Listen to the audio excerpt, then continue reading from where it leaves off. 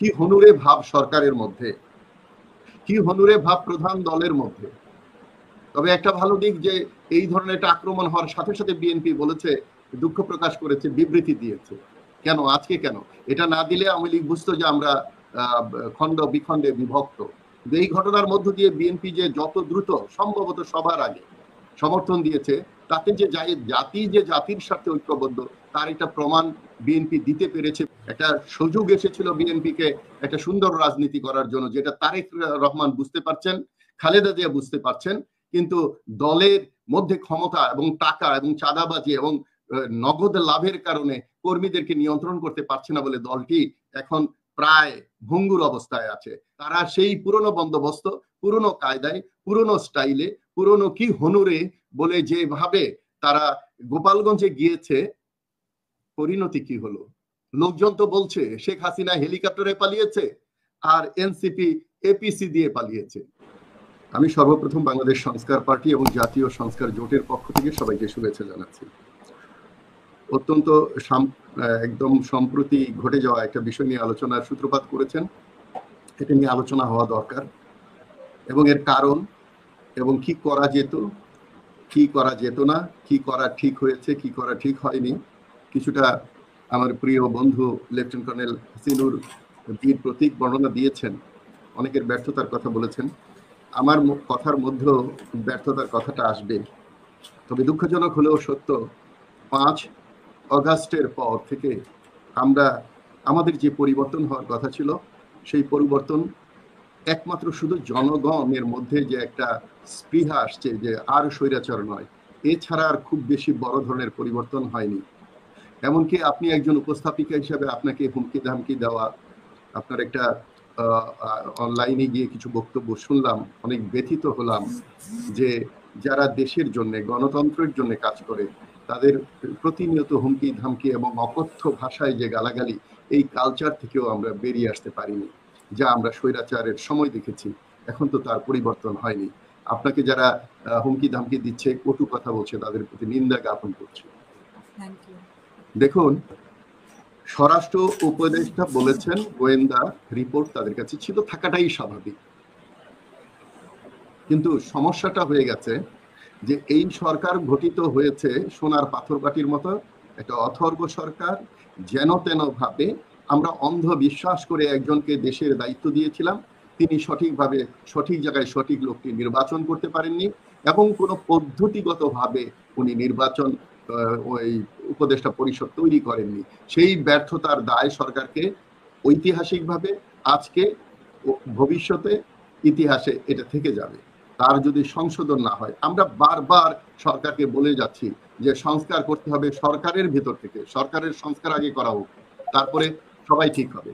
কিন্তু সেখানে সরকার ব্যর্থ হয়েছে বলে আমরা, আমার দল এবং আমাদের জোট মনে করে। দেখুন, দুর্বলতা কার? এখানে প্রাথমিক দুর্বলতা হলো সরকারের। সরকার পুরো জাতিকে ইউনাইটেড করা বা সবাইকে আস্থায় আনার ক্ষেত্রে ব্যর্থ হয়েছে। কোনো দলকে, আজকে যারা আলোচনায় 30টা দল আছে, তার মধ্যে অন্তত 2টি দল আমি জানি যে নিবন্ধন ছাড়া। অথচ নিবন্ধন ছাড়া বাংলাদেশে অনেক দল আছে, তাদেরকে তারা চিঠি দেওয়ার পরেও ডাকা হয়নি এবং তাদের সাথেও কোনো আলোচনা করা হচ্ছে না। এবং জনগোষ্ঠী যে আছে, তাদের যে স্টেক হোল্ডাররা আছে, তাদের মধ্যে যে জ্ঞানী এবং সংগঠিত অনেক প্রতিষ্ঠান আছে, সামাজিক, রাজনৈতিক এবং অন্যান্য, তাদেরকেও ডেকে সরকার শেয়ার করেনি। কি হনুরে ভাব সরকারের মধ্যে, কি হনুরে ভাব প্রধান দলের মধ্যে। তবে একটা ভালো দিক যে এই ধরনের একটা আক্রমণ হওয়ার সাথে সাথে বিএনপি বলেছে, দুঃখ প্রকাশ করেছে, বিবৃতি দিয়েছে। কেন আজকে কেন এটা না দিলে আওয়ামী লীগ বুঝতো যে আমরা খণ্ড বিখণ্ডে বিভক্ত। এই ঘটনার মধ্য দিয়ে বিএনপি যে যত দ্রুত সম্ভবত সবার আগে সমর্থন দিয়েছে, তাতে যে জাতি যে জাতির সাথে ঐক্যবদ্ধ তার একটা প্রমাণ বিএনপি দিতে পেরেছে বলে আমি বিএনপিকে ধন্যবাদ জানাই। দেখুন,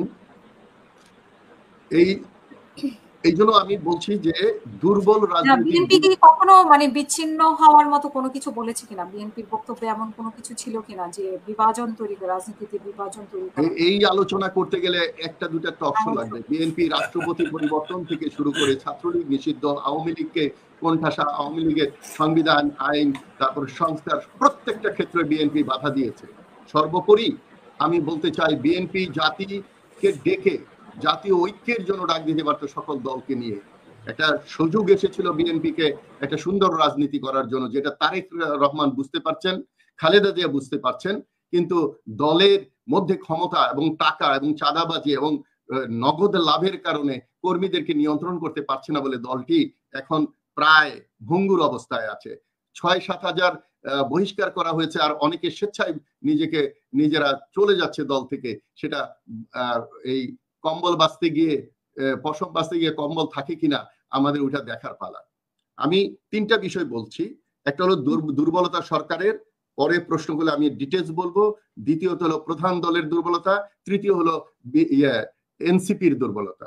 এনসিপি যেভাবে রাজনীতি করতে চেয়েছিল বা করার কথা ছিল, যদিও তারা 6 মাস পরে রাজনীতিতে এসেছে, যে কোনো দলই জাতীয় ঐক্য বা জাতিকে সেইভাবে বা জুলাইয়ের যে আগস্টের যে আবু সাইদ এবং মুগ্ধদের যে চাহিদা, আমাদের যে সকলের আত্মার অন্তরের যে চাহিদা, যে মিশন ভিশন নিয়ে সংগ্রাম হয়েছিল, তার দিকে অন্য দলগুলো যায়নি বলেই, সবাই সঠিকভাবে যেতে পারেনি বলে এনসিপির জন্ম হয়েছে। তবে এনসিপির জন্মের মধ্যেও অনেক কিছু প্রবলেম আছে। তারা কিভাবে এত টাকা দিয়ে শোডাউন করে ওই সংসদ ভবনের দক্ষিণ প্লাজায় তাদের আত্মপ্রকাশ করেছে, কিভাবে বিভিন্ন লোকের কাছে টাকাবাজি চাঁদাবাজি করেছে, এমনকি নারী ঘটিত বিষয়গুলোতে তারা জড়িত হয়ে পড়ছে, সেইগুলো তাদের দুর্বলতা। এবং সবচেয়ে বড় দুর্বলতা হলো, এটা স্বাভাবিক, তাদের বয়স অনুযায়ী তাদের এই ঝানু রাজনীতিবিদ যারা আওয়ামী লীগের এবং বিএনপির বিশেষ করে এবং অন্যান্য বাম দল বা অন্যরা তো আছে, তাদের সাথে রাজনৈতিক কম্পিটিশনে তাদের টিকে থাকার কথা না। এবং সেই রাজনীতিটা যদি তারা করতে পারতো, তারা যদি নতুন বন্দোবস্তের রাজনীতি প্রতিষ্ঠিত করতে পারতো বা চেষ্টা করতো, তাহলে ওদের রাজনীতি জনগণ আরো বেশি মূল্যায়ন করতো।